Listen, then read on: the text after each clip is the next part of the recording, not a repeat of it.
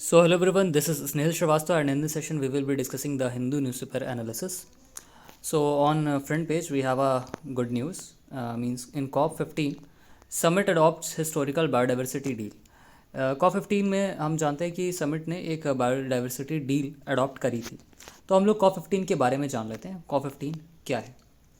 COP15 के बारे में जानते हैं पहले। COP15 is a key moment in the fight against desertification, land degradation and drought. मतलब कि डिजर्टिफिकेशन को लेकर के बात की जा रही थी इसमें, लैंड डिग्रेडेशन को लेकर के और सूखा जो पड़ता है उसको लेकर के बात करी जा रही थी।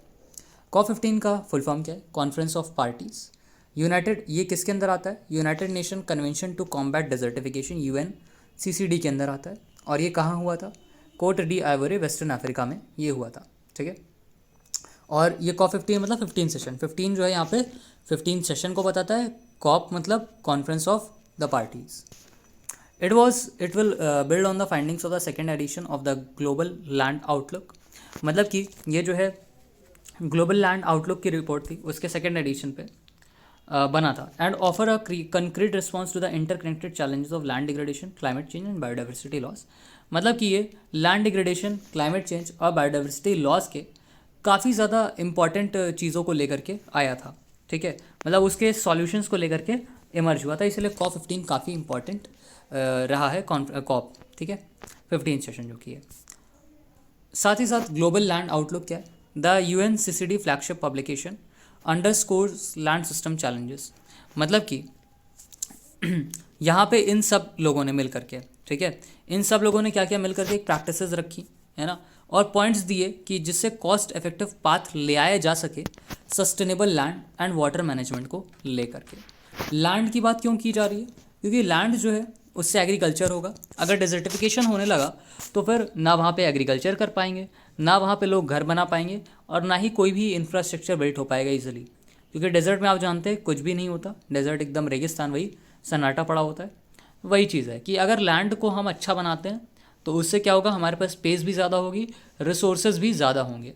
बाकी डेजर्ट में कोई बहुत ज़्यादा रिसोर्सेज तो मिलते नहीं हैं, लेकिन जो फर्टाइल लैंड होती है उसके अंदर रिसोर्सेज आपको मिलते हैं।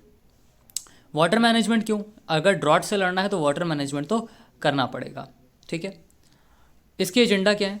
एजेंडा हमने भी बताया, ड्रॉट सूखा, लैंड रिस्टोरेशन मतलब ज़मीन को फिर से उतना उपजाऊ बना देना, एंड रिलेटेड इनेबलर्स मतलब उससे रिलेटेड जो भी चीज़ें हैं वो, जैसे कि लैंड राइट्स हो गया, जेंडर इक्वालिटी हो गया, यूथ एम्पावरमेंट हो गया। ये कुछ एजेंडाज हैं जो कॉन्फ्रेंस ऑफ पार्टीज़ लेकर के चलता है। इसकी थीम क्या है? Land life legacy from scarcity to prosperity. ये COP15 का है। अलग अलग कॉप में अलग अलग थीम्स होती हैं। What is desertification? अब हम लोग बात करते हैं डेजर्टिफिकेशन क्या होता है।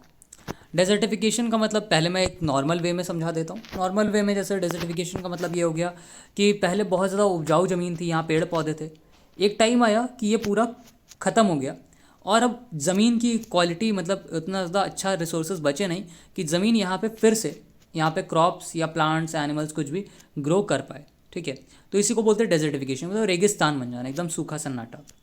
Land degradation is defined as the reduction और लॉस ऑफ बायोलॉजिकल और economic productivity of dry land. मतलब सूखी ज़मीन जो कि कुछ भी बायोलॉजिकली प्रोड्यूस ना कर पाए। Land degradation in arid, semi arid and dry सब humid areas resulting from various factor. अब ये बता रहे हैं कि कई फैक्टर्स होते हैं यहाँ पे सूखा पड़ने के, रेगिस्तान बनने के, जैसे क्लाइमेटिक वेरिएशन हो गया, ह्यूमन एक्टिविटीज़ हो गई, ये सारी चीज़ें होती हैं। इसके कॉजेज़ क्या क्या है अब हम लोग ये देखते हैं। कॉजेज़ है loss of soil cover. Soil cover मतलब क्या होता है? जैसे कि ज़मीन की ऊपर की जो लेयर होती है, जैसे हमने पढ़ा है ना लेयर्स ऑफ सॉइल, तो जो सबसे ऊपर वाली लेयर होती है ये बह जाती है पानी के साथ। जैसे पानी आया, बारिश हुई बहुत ज़्यादा, तो पानी के साथ वो क्या लेयर हुई, वो लेयर बह गई। तो इसकी वजह से भी ऐसा होता है, सरफेस रन ऑफ जिसे कहते हैं। दूसरा रीज़न है मतलब फॉरेस्ट कट कर देना, है ना, फॉरेस्ट बहुत ज़्यादा कट कर दिया, उससे भी लैंड डिग्रेडेशन होता है। अर्बनाइजेशन बढ़ाना, उससे भी लैंड डिग्रेडेशन होता है। और रिसोर्सेज निकालना है अगर, तो आप गड्ढा कर दिए, ज़मीन वहाँ की ख़राब हो गई। Vegetation degradation. वेजिटेशन डिग्रेडेशन क्या होता है? टेम्परेरी या फिर permanent reduction in density. Density मतलब अभी हम घूमने गए कहीं पे, तो हमने देखा कि यहाँ पे 10 पेड़ हैं, हम 10 दिन बाद गए या फिर हमने कहा कि 2 साल बाद गए, आप देख रहे हो वहाँ 5 ही पेड़ हैं। और जितना मतलब डेंसिटी मतलब घनापन है ना, पेड़ पौधे बहुत ज़्यादा थे लेकिन बाद में क्या हुआ, कम हो गए। तो इससे क्या होता है, हमारा लैंड डिग्रेडेशन होता है। स्ट्रक्चर कैसा है वहाँ का, स्पेसीज कंजम्पशन और प्रोडक्टिविटी वेजिटेशन कवर। मतलब कि स्पेसीज कंजम्पशन का मतलब क्या है कि कौन से जानवर वहाँ पे प्रेजेंट है, कौन नहीं प्रेजेंट है, वहाँ की जो लाइफ साइकिल है ना, लाइफ साइकिल है वो सही से चल रही है या नहीं चल रही है ना। कोई ऐसा तो नहीं हो गया कि कोई एनिमल ऐसा है जो पूरी तरह से ख़त्म हो गया, जो क्रॉप्स को बचा के रखता था, लेकिन अब ग्रेजिंग एनिमल ज़्यादा हो गए, वो सारी क्रॉप खा गए, अब वो एरिया डेजर्टेड हो गई। वाटर इरोजन, ये results in bad land topography. Water erosion का मतलब इससे क्या होता है, बैड लैंड मतलब जैसे कि हमारी ज़मीन है, ये ज़मीन है, ठीक है। अब क्या हुआ, इसमें पानी बहना शुरू हुआ, पानी बहना शुरू हुआ। अब पानी बहते बहते इस ज़मीन को भी बहा के ले गया, इसमें गड्ढे हो गए, ढेर सारे बड़े बड़े ऐसे ऐसे गड्ढे हो गए। अब गड्ढे हो गए तो फिर ये क्या हो गई, ज़मीन बेकार हो गई। अब यहाँ पे कुछ भी उगेगा नहीं, उगा सकते हम चाहें भी तो। इससे बैडलैंड टोपोग्राफी क्रिएट होती है। बैडलैंड्स क्या होते हैं, ड्राई टेरेन, सूखे होते हैं, सॉफ्टवेयर सेडिमेंट्री रॉक या मिट्टी जैसे होते हैं, और पूरी तरह से इरोडेड होता है, मतलब प्लेन नहीं होगा, ऐसे ऐसे होगा, ऐसे ऐसे ज़मीन बनी होगी, एकदम प्लेन नहीं होगी। इस तरह से प्लेन में आप कुछ उगा सकते हो, इस ज़मीन पे उगाना आपके लिए बहुत मुश्किल हो जाएगा। तो इसी को कहते हैं बैडलैंड टोपोग्राफी। फिर आता है विंड इरोजन। विंड इरोजन में बहुत ज़्यादा तेज़ी से हवा आई और उसने सैंड को उड़ा ले गई, मिट्टी को उड़ा ले गई। इससे भी डेजर्टिफिकेशन होता है, इससे भी फर्टिलिटी सॉइल की रिड्यूस होती है। और ये माना जाता है कि विंड इरोजन जो है वो 5.46% डेजर्टिफिकेशन के लिए रिस्पॉन्सिबल है। अब रिलेटेड एफर्ट्स क्या क्या लिए गए, अब हम लोग एक बार देख लेते हैं। Wind erosion, water erosion, vegetation degradation, loss of soil cover, और वही लॉस ऑफ सॉइल कवर, ये सारे रीजंस थे जिससे डिजर्टिफिकेशन होता है। अब देखेंगे कि क्या क्या ग्लोबल एफर्ट लिए गए इसको लेकर के। तो UNCCD मतलब United Nation convention to combat desertification, ये 1994 में बना था। ये sole legally binding international agreement है। लीगली बाइंडिंग क्या होता है, मतलब कि अगर इसने कुछ भी बोला है तो उसे लीगली माना जाएगा और उसे हर कंट्री जो है अपने यहाँ पे इम्प्लीमेंट करेगी, जो जो UNCCD की मेंबर होगी, ठीक है। तो पहली बात तो ये कब बना, 1994 में बना, ठीक है। और ये सस्टेनेबल लैंड मैनेजमेंट को लेकर के और डेवलपमेंट को लेकर के, एनवायरनमेंट को लेकर के बात करता है, ठीक है। इसके बाद Delhi declaration of 2019 signed by 14th corp of UNCCD। मतलब कि 14 कॉन्फ्रेंस ऑफ पार्टीज़ में जितने भी मेंबर थे उन्होंने क्या किया कि दिल्ली डिक्लेरेशन ऑफ 2019 को साइन किया। साइन किया मतलब इस पर एग्री किया कि ठीक है हम इस चीज़ को मानते हैं, ठीक है। इसके बाद किस लिए किया, क्योंकि यहाँ पे better access and stewardship over land, मतलब लैंड के लिए एक अच्छा एक्सेस रहे, ठीक है। जेंडर सेंसिटिव चीज़ों को देखा जाए, ट्रांसफॉर्मेटिव प्रोजेक्ट्स लेकर के आए जाएँ, मतलब कि जेंडर सेंसिटिव मतलब कि हमें ध्यान देना है कौन मैन है कौन वुमेन है, मेंस के लिए क्या चीज़ें बेटर हैं, वुमेंस के लिए क्या चीज़ें बेटर है, इन सब चीज़ों को ध्यान में देख करके तो ये 14th कॉप ने जो है दिल्ली डिक्लेरेशन 2019 को साइन किया, जहाँ पे दो चीज़ों के बारे में बात करी गई, लैंड और जेंडर सेंसिटिवनेस। फिर बॉर्न चैलेंज लेके आए। बॉर्न चैलेंज में क्या हुआ, जहाँ पे 150 million hectare of the world deforested and degraded land into restoration by 2020 and 350 million hectare by 2030। मतलब बॉर्न चैलेंज क्या था, ये एक चैलेंज था और कह सकते हैं प्रोजेक्ट था, टारगेट था, जहाँ पे 150 मिलियन हेक्टेयर लैंड को हमें रिस्टोर करना था, फिर से वापस हमें उसे डिफॉरेस्टेड डिग्रेडेड लैंड से एक अच्छी फर्टाइल लैंड में कन्वर्ट करना था 2020 तक। और 2030 तक देखिए तो 350 मिलियन हेक्टेयर का टारगेट इनका है।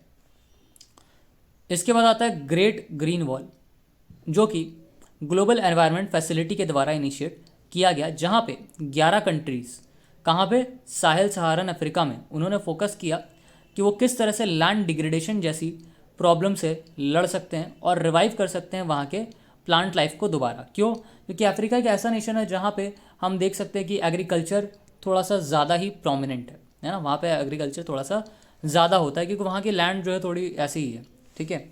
तो वहाँ पे साहेल सहारन अफ्रीका, तो साहेल सहारन अफ्रीका हमें ये भी पता है कि सहारा डेजर्ट भी है वहाँ पे, तो वहाँ पे ये इनका प्लान है कि ये क्या करेंगे, 11 कंट्री मिल करके डिग्रेडेशन को रोक करके वहाँ के नेटिव प्लांट लाइफ को फिर से रिवाइव करने का काम करेंगी। इसके बाद इंडिया का क्या एफर्ट है? तो इंडिया का एफर्ट है, इंडिया जो है फोकस कर रहा है sustainable land and resource management में फॉर लाइवलीहुड जनरेशन, मतलब कि लोगों के जो भी कार्य हैं वो सही तरीके से हो सकें। ठीक है, तो सस्टेनेबल लैंड मतलब कि ऐसी लैंड जो कि फर्टाइल भी हो, हमारे रिसोर्सेज फुलफिल करने के काम भी है। और रिसोर्स मैनेजमेंट मतलब जो रिसोर्सेज है उनको सही तरीके से मैनेज करने का काम इंडिया कर रहा है एट कम्युनिटी लेवल पे, for making the local land healthier, local land को हेल्दी बना रहा है, और प्रोडक्टिव फॉर मतलब कि हेल्दी और प्रोडक्टिव, जैसे कि मैंने अभी बताया कि फर्टाइल बना रहा है, फर्टाइल का मतलब ये हो गया हेल्दी एंड प्रोडक्टिव, जिससे कि आने वाले फ्यूचर में हम वहाँ से ज़्यादा बेटर कंजम्पशन उसका कर सकें, है ना, और एक सस्टेनेबल वे में कंज्यूम कर सकें। फिर दूसरा प्लान है इसका नेशनल एक्शन प्लान प्रोग्राम है, जिससे वो डेजर्टिफिकेशन को कॉम्बैट करेगा। ये प्रिपेयर किया गया 2001 में, और इसमें जो है डेजर्टिफिकेशन की प्रॉब्लम को कॉम्बैट करना बताया गया। हमने डेजर्टिफिकेशन की प्रॉब्लम को यहाँ पे डिस्कस किया है, हम देख सकते हैं ये यहाँ पे हमने एक मिनट, ये हमने बात किया कि कैसे डेजर्टिफिकेशन होता है, सॉइल कवर लॉस से, वेजिटेशन डिग्रेडेशन से, वाटर इरोजन से, विंड इरोजन से, ये सारी चीज़ें थी जो डेजर्टिफिकेशन लेके आती हैं। तो अब इंडिया भी क्या कर रहा है, डेजर्टिफिकेशन से लड़ने के लिए 2000 में ऑलरेडी प्लान लेके आ चुका है और इसको इम्प्लीमेंट करने का काम कर रहा है। Following the global call for the submission of nomination for world restoration flagship, मतलब कि अब ग्लोबल कॉल का मतलब क्या है कि पूरे सारे नेशन मिल करके इस चीज़ को बात कर रहे हैं, डिस्कस कर रहे हैं कि वर्ल्ड में रिस्टोरेशन को हमें लेकर के आना चाहिए। इंडिया ने जो है 6 रिस्टोरेशन फ्लैगशिप्स को माना है, जो कि ये टारगेट करते हैं कि हम 12.5 मिलियन हेक्टेयर जो है डिग्रेडेड लैंड है उसको रिस्टोर कर लेंगे। ठीक है, फॉलोइंग द ग्लोबल कॉल, ये तो हमने बात कर ली। कुछ मेजर प्रोग्राम्स हैं जो कि इससे रिलेटेड इश्यूज़ को एड्रेस करते हैं, है ना, जैसे लैंड का डिग्रेडेशन और डेजर्टिफिकेशन है, उसको कैसे करेंगे अब ये लोग। तो पहला है इंटीग्रेटेड वाटरशेड मैनेजमेंट प्रोग्राम, प्रधानमंत्री कृषि संचयी योजना। प्रधानमंत्री कृषि संचयी योजना में यहाँ पे बात करेगी किस तरह से हम कृषि को मतलब एग्रीकल्चर को और ज़्यादा बढ़िया बना सकते हैं। और अब सीधी सी बात है, एग्रीकल्चर बढ़िया कैसे बनेगा, जब लैंड फर्टाइल होगी, वहाँ का जो उपज है मतलब कि वहाँ की जो फर्टिलिटी है वो बढ़ेगी। तो ये एक हम लोग नेशनल लेवल प्लान लेकर के आए हैं। फिर दूसरा है नेशनल एफॉरेस्टेशन प्रोग्राम, तीसरा है national mission for green India, चौथा है मनरेगा। मनरेगा स्कीम क्यों, मनरेगा स्कीम का मतलब हम यहाँ पे लाइवलीहुड को भी लेकर के बात कर रहे हैं। लाइवलीहुड का मतलब क्या है कि लोगों का जो भी जीवन है वो सही से चल सके, उसके लिए एम्प्लॉयमेंट बहुत ज़्यादा ज़रूरी है। तो मनरेगा मतलब कि Mahatma Gandhi national rural employment guarantee scheme जो है वो उनको एम्प्लॉयमेंट देने का काम करती है। साल में मिनिमम 100 डेज़ का पेड एम्प्लॉयमेंट, मतलब उनको 100 दिन काम करने को मिलता है और 100 दिन के पैसे मिलते हैं। अगर काम नहीं भी कराया गया तो उनको पैसे मिलेंगे स्टेट की तरफ से। Soil conservation catchment of river valley project, soil को कंजर्व करने का प्लान है ये। नेशनल वाटर सेट डेवलपमेंट, मतलब वाटर को कैसे हम लोग बचा सकें और ज़्यादा, है ना, रेन फेड एरियाज़ में, वो प्लान है। Fodder and feed development scheme, component of grassland developing including grass reserve, मतलब कि फॉडर वगैरह को लेकर के यहाँ पे कैसे उनको बचाया जाए ग्रासलैंड्स को। Command area development and water management programme, ये भी वाटर को लेकर के। Soil health card scheme etcetera, ऐसे बहुत सारे प्लान्स हैं जो गवर्नमेंट के पास हैं और गवर्नमेंट इसको इम्प्लीमेंट करने में लगी हुई है। सॉइल हेल्थ कार्ड स्कीम थोड़ा सा नया है, इंपॉर्टेंट भी है।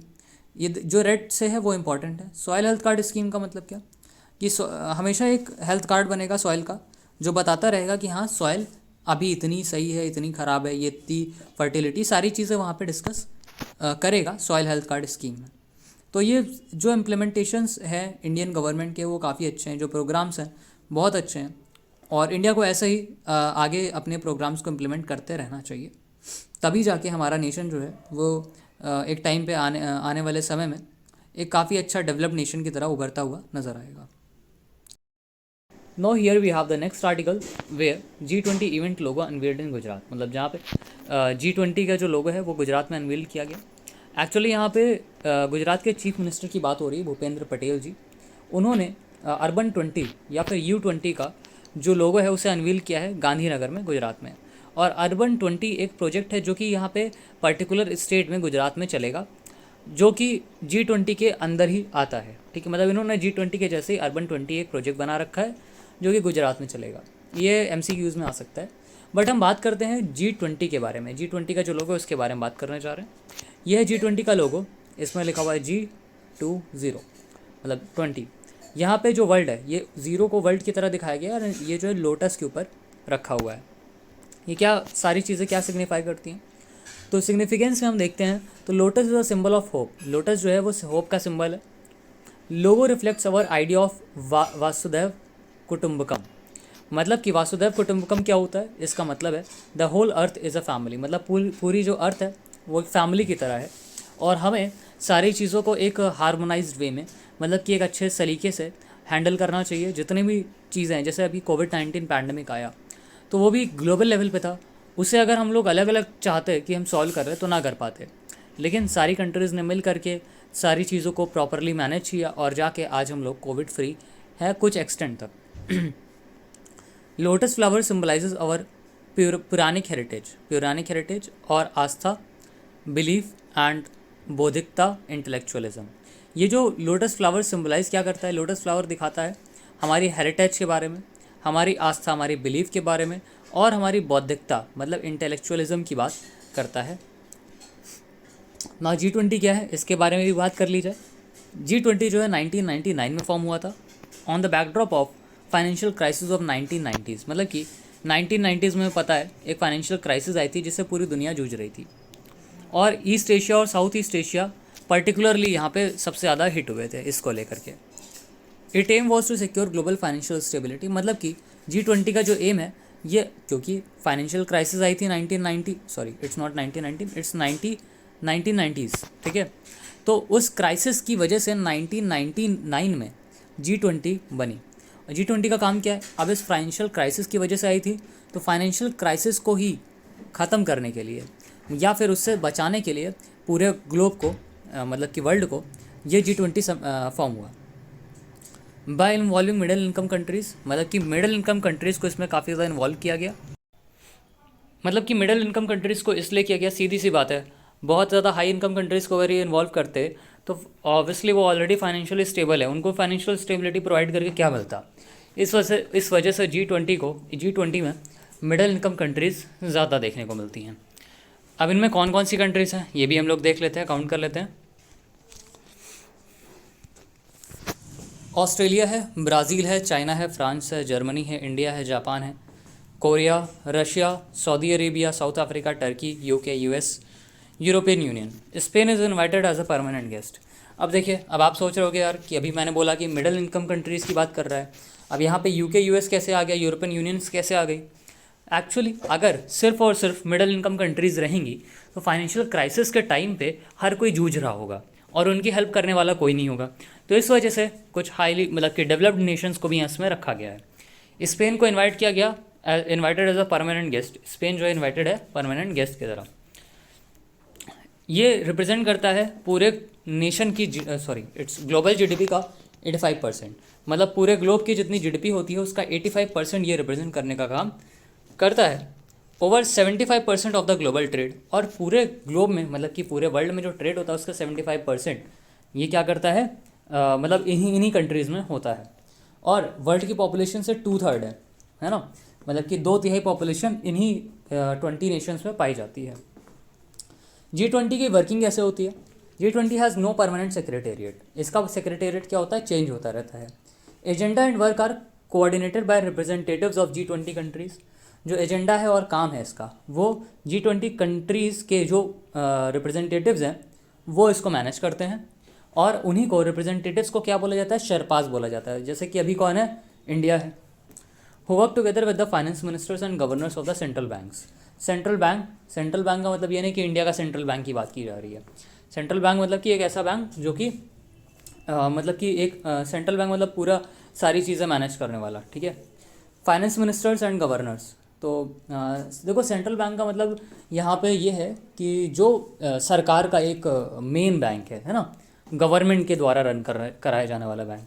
फाइनेंस मिनिस्टर और गवर्नर इन सबको मिला करके ये सारी चीज़ें डिस्कस करी जाती हैं और फिर चीज़ें होती हैं आगे। पहली G20 समिट जो थी वो कहाँ हुई थी? वो 2008 में वाशिंगटन DC USA में हुई थी।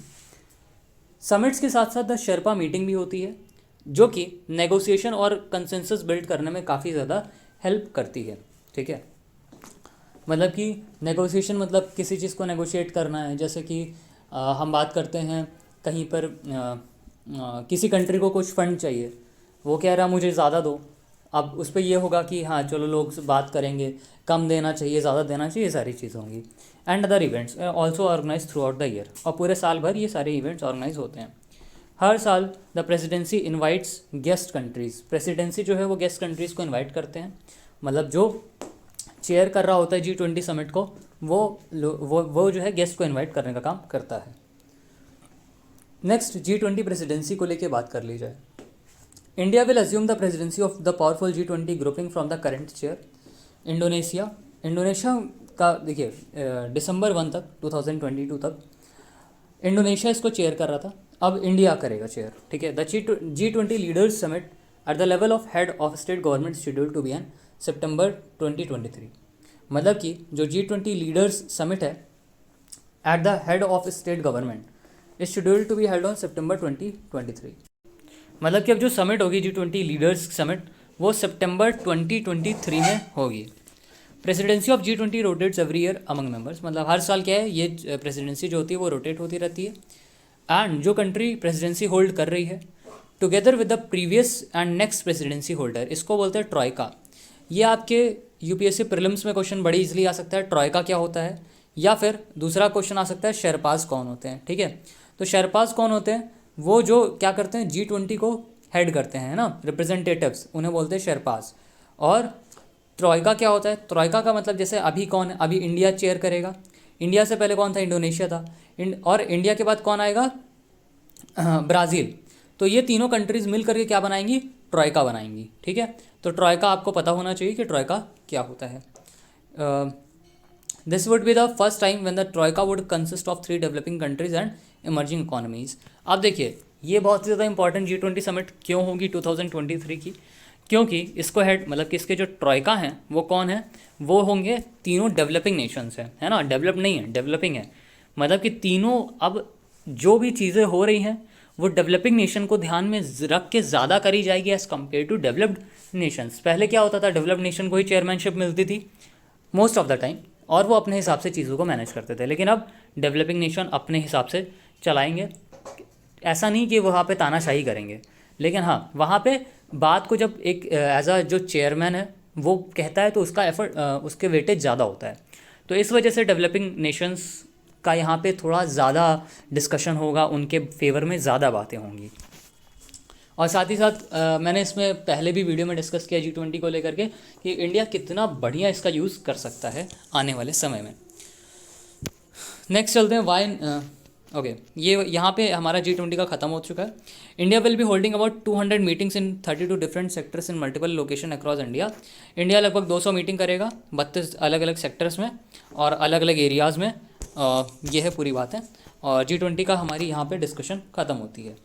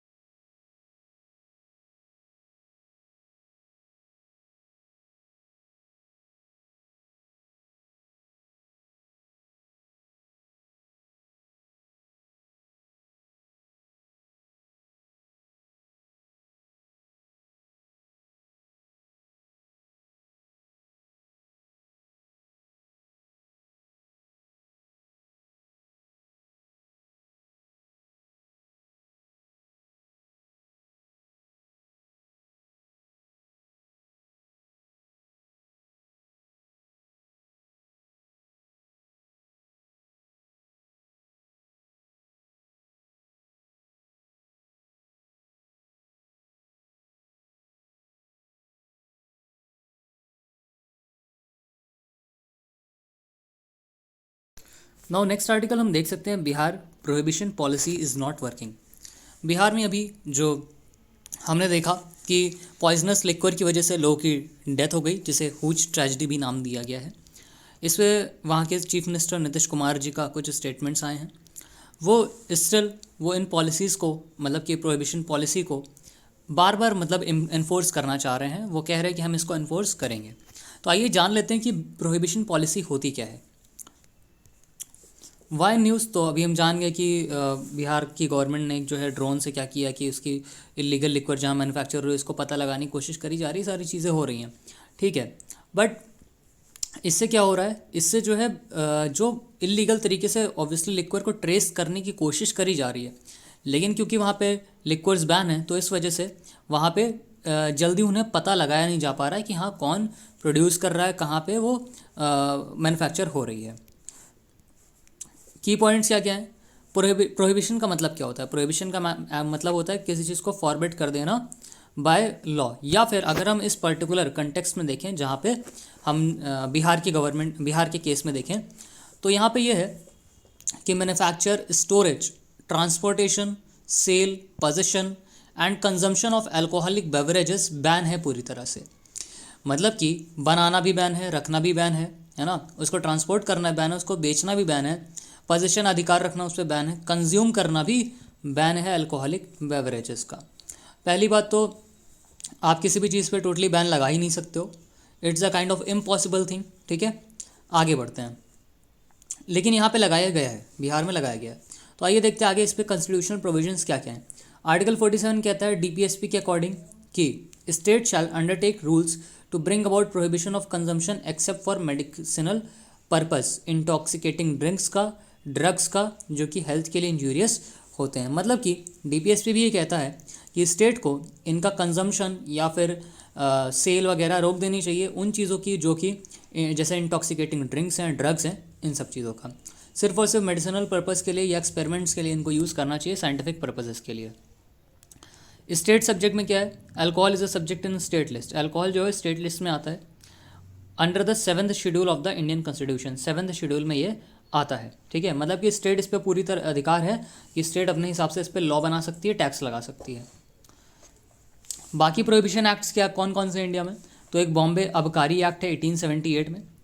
First hint at the prohibition of liquor was through the Bombay अबकारी एक्ट 1878।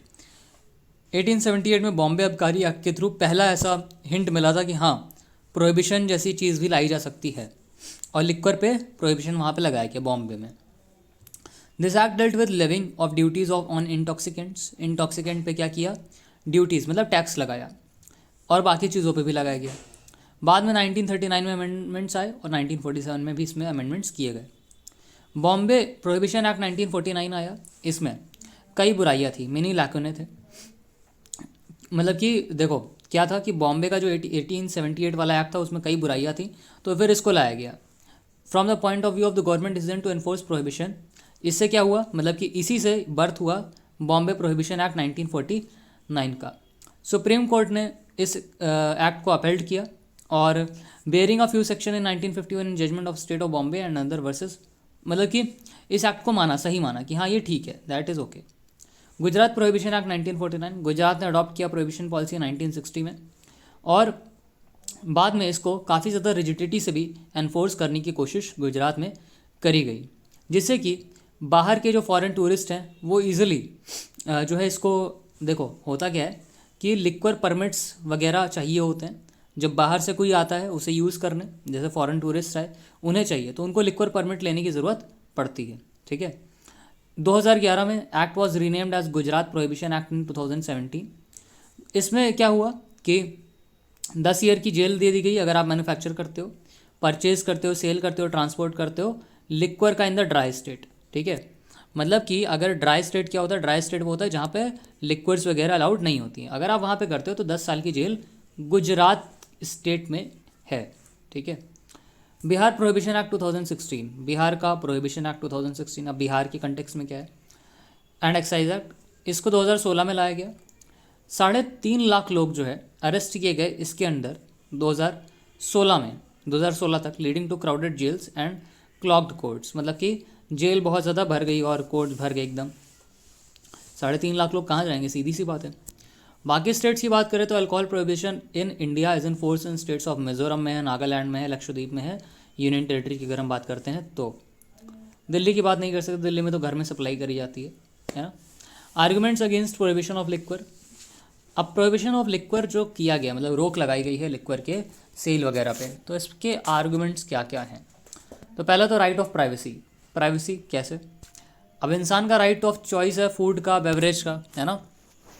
अब आप उस पर क्या कर सकते हो कि आप अनरीजनेबल रेस्ट्रिक्शन लगा रहे हो, है ना, डिस्ट्रॉय कर रहे हो उसकी पर्सनल जो डिस्क्रिशन है कि वो क्या चाहता है ना। अगर उसको प्लेजर ड्रिंक करने में मिल रहा है, अब आप उसके प्लेजर को रोक दे रहे हो, तो ये बहुत ही एक उस पर्सन के अगर उससे पूछे तो उसके हिसाब से तो ये दुनिया की सबसे बेकार चीज़ होगी, है ना। भले गवर्नमेंट अपने लेवल पे अच्छा काम करना चाह रही हो, लेकिन उस पर्सन को तो काफ़ी बुरा लगेगा, और वो भी सिटीजन ऑफ इंडिया है, उसके भी अधिकार हैं, है ना। तो वो कहीं ना कहीं राइट ऑफ प्राइवेसी भी यहाँ पे इंटरफेयर होती है। Right of privacy has been held as a fundamental right by supreme court. 2017 में इसको फंडामेंटल राइट ऑफ प्राइवेसी को मान लिया गया था। Aggravate the sense of violence. अब देखो इससे क्या होता है, अब देखो जब आपने प्रोहिबिट कर दिया, रोक लगा दिया, तो अब वो बंदा जाएगा कहाँ, वो बंदा परेशान है, और उसको तो भाई लत लगी हुई है दारू की, तो वो वायलेंस करेगा, वो मारे पीटेगा, लड़ाई करेगा, है ना, ये सारी चीज़ें करेगा। तो इससे माना गया है कि most of the domestic violence crimes वगैरह वुमेन और चिल्ड्रन के अगेंस्ट यहाँ पे देखने को मिल सकते हैं। लॉस ऑफ रेवेन्यू, ये जो अल्कोहल है, लिक्वर्स होते हैं, इनसे रेवेन्यू बहुत ज़्यादा जनरेट होता है, लेकिन जब उन पर क्या किया गया, रोक लगा दिया गया, तो फिर गवर्नमेंट को पैसे मिलना भी कम हो गए। सोर्स ऑफ एम्प्लॉयमेंट, आज के टाइम पे अगर हम देखें तो इंडियन मेड फॉरेन लिक्वर्स जो है वो 1 लाख करोड़ का टैक्सेस देती है हर साल। 1 लाख करोड़ टैक्स मायने रखता है ना। तो जब 1 लाख करोड़ टैक्स दे रही है तो सोचिए कितने लोग वहाँ पे एम्प्लॉयड होंगे, कितनी फैमिलीज चलती होंगी उससे, कितने डायरेक्ट एम्प्लॉयमेंट होंगे, कितने इनडायरेक्ट एम्प्लॉयमेंट होंगे, लाख से ज़्यादा ही होंगे, सीधी सी बात है। लाख क्या कई ज़्यादा लाख में हो सकते हैं, है ना। तो यहाँ पे देखने को मिल रहा है कि सोर्स ऑफ एम्प्लॉयमेंट ख़त्म हो रहा है, सेंस ऑफ वायलेंस आ रहा है, रेवेन्यू कम हो रहा है, और चौथा पॉइंट कि राइट ऑफ प्राइवेसी भी यहाँ पे इंटरफेयर करी जाती है अगर हम प्रोहिबिट कर देते हैं लिक्वर को टोटली। अब इसके फेवर में क्या क्या चीज़ें हैं, तो अगर हम लाइवलीहुड पे देखें, लाइवलीहुड इन लोगों के दिनचर्या पे बात करें, तो अल्कोहल क्या करता है, डेन्यूट्स करता है फैमिली रिसोर्सेज एंड रिजर्व्स को। अल्कोहलिक पर्सन जो होता है वो लोगों को हमेशा मुश्किलों में डालने का काम करता है, अगर क्योंकि ऑब्वियसली अब जब अल्कोहल को कंज्यूम करता है वो प्लेजर के लिए करता है ना, उसे अच्छा लगता है, उसे टेस्ट पसंद आता है, उसे उसका नशा अच्छा लगता है, सारी चीज़ें पसंद आती है, तभी वो, यही तो बात होती है अल्कोहल में, वरना वो जाके फ्रूटी ना पीना शुरू कर दे या कोल्ड ड्रिंक ना पीना शुरू कर दे, है ना।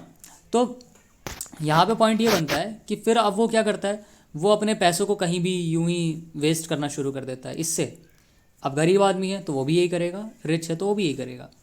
इससे वुमेन और चिल्ड्रन जो होते हैं वो बहुत ही ज़्यादा वल्नरेबल स्टेज पे पहुंच जाते हैं। क्यों? क्योंकि जो यूजुअली अल्कोहल मतलब ड्रिंकर्स होते हैं अभी तक, है ना, अब आने वाले टाइम में तो देखो दोनों हो रहे हैं, क्योंकि ग्लोबलाइजेशन हो रहा है तो हर कोई बाहर निकल रहा है, वुमेन्स भी मेंस भी सभी ड्रिंक कर रहे हैं, है ना। लेकिन अगर हम पहले के टाइम में देखें तो वुमेन के ऊपर रिस्ट्रिक्शन काफ़ी थी, तो मेंस ही जनरली क्या करते थे, ड्रिंक करते थे। अब मेंस जो पैसा कमा के लाते थे उसको ड्रिंक में उड़ा देते थे, तो घर में जो वुमेन्स हैं एंड चिल्ड्रन हैं इनको जो पैसे मिलने होते थे इनमें से कटौती हो जाती थी, अब ये पैसा बाहर चला जाता था। तो इससे जो फैमिली की एक स्टेटस होता था, सिचुएशन होती थी, वो कहीं ना कहीं ख़राब होती हुई नज़र आती थी। ठीक है, तो ये भी एक पॉइंट है कि हाँ क्यों हमें बैन कर देना चाहिए। दूसरी चीज़ डिस्करेज रेगुलर कंजम्पशन, स्ट्रिक्ट। अब देखो जब आप क्या करोगे, बैन लगाओगे, है ना, या फिर बहुत हाई टैक्स लगा दोगे, इससे क्या होगा, अल्कोहल का कंजम्पशन थोड़ा बहुत तो कम होने को दिखेगा, है ना, और इससे लोग डिस्करेज होंगे कि भाई हमें नहीं मिल रही है, चलो ठीक है कम करते हैं, है ना। As the prohibition is mentioned in state list under 7th schedule, state list 7th schedule में, तो ये स्टेट की ड्यूटी है कि वो उससे रिलेटेड प्रोहिबिशंस लेकर के आए, है ना। तो ये हमारा आर्टिकल इससे रिलेटेड, जहाँ पे बिहार की हूच ट्रेजेडी थी, उस हूच ट्रेजेडी का से क्या क्या चीज़ें हमारी पॉलिटी से रिलेटेड था, और क्या क्या इफेक्ट होते हैं इसके पॉजिटिव और निगेटिव, वो सब हमने डिस्कस किए यहाँ पे। नेक्स्ट आर्टिकल हम देख सकते हैं 5 killed in accident due to fog. अब फॉग की वजह से, अब जैसे अब ठंडी आ गई है तो अब फॉग बहुत ज़्यादा पड़ने लगा है, इसकी वजह से 5 लोगों की जान चलेगी एक्सीडेंट की वजह से उत्तर प्रदेश में। तो इसको लेकर के वहाँ के चीफ मिनिस्टर जी ने बोला कि हमें एक प्रॉपर एक्शन प्लान लेके आना चाहिए, जिससे कि हम जो है लोगों को सेफ़ रख सकें। और आपको भी एडवाइस है कि आप भी गाड़ियाँ वगैरह सही से चलाइए, थोड़ा सा ध्यान दे के चलाइए, जिससे कि एक्सीडेंट्स वगैरह की सिचुएशन ना क्रिएट हो सके। नेक्स्ट आर्टिकल एडिटोरियल है। इस एडिटोरियल में यहाँ पे ज़्यादा कुछ खास बात नहीं है। ओवरऑल यहाँ पे इंडिया के इंटरनेशनल रिलेशंस को लेकर के बात किया गया है कि जो इंडिया है वो पहली बात तो एकदम लो क्लास कंट्रीज से भी जुड़ा हुआ है। लो क्लास कंट्री का मतलब है कि जो एकदम डेवलप ही नहीं हुई हैं, है ना, और डेवलपिंग भी नहीं है, वो अंडर डेवलप्ड है, उन कंट्रीज से जुड़ा हुआ है।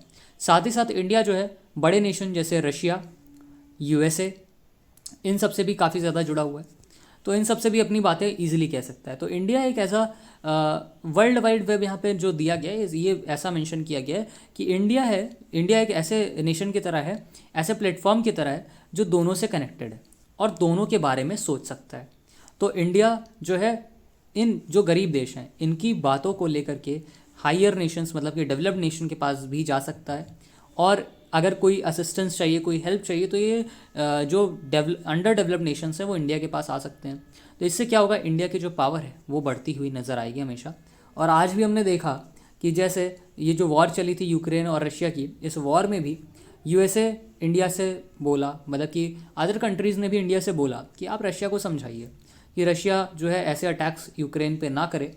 ये एक एथिकल तरीका नहीं है किसी भी प्रॉब्लम को सॉल्व करने का।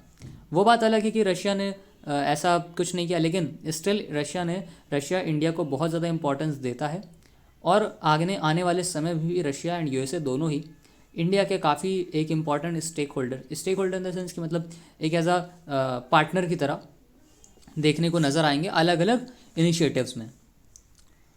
और इसके बाद है नॉर्थ ईस्ट में 80% डिक्लाइन देखने को मिला इंसर्जेंसी रिलेटेड वायलेंस से। अब इंसर्जेंसी रिलेटेड वायलेंस से देखिए डिक्लाइन हुआ, क्यों हुआ? रीज़न ये था कि हमेशा जो एफर्ट है वो गवर्नमेंट करती हुई नज़र आई। जो टेरर का इकोसिस्टम था उसको काफ़ी ज़्यादा वीक कर दिया हमारे जो फोर्सेस हैं, आफ्सपा जैसी फोर्सेस हैं, हमारे जवान हैं आर्मी के, नेवी के और एयरफोर्स के। तो इन सब ने मतलब जो हमारी पूरी डिफेंस है उन्होंने बहुत अच्छे से काम किया, और यहाँ पे जो इंसर्जेंसी है उसे कम करके दिखाया। मतलब कि ये दिखाया जा रहा है कि अगर हम चाहें, अगर गवर्नमेंट चाहे सही में, तो वो इंसर्जेंसी जैसी प्रॉब्लम, टेरर से रिलेटेड प्रॉब्लम्स को काफ़ी ज़्यादा हद तक कम कर सकती है, और एक टाइम पे फिनिश भी कर सकती है अगर उसमें सिटीज़न का भी एक प्रॉपर इन्वॉल्वमेंट रहे तो हमारा यहाँ पे आज का आर्टिकल्स ख़त्म होते हैं। कल फिर मिलते हैं। अगर आपको पसंद आया तो लाइक, सब्सक्राइब एंड शेयर ज़रूर कर दीजिए।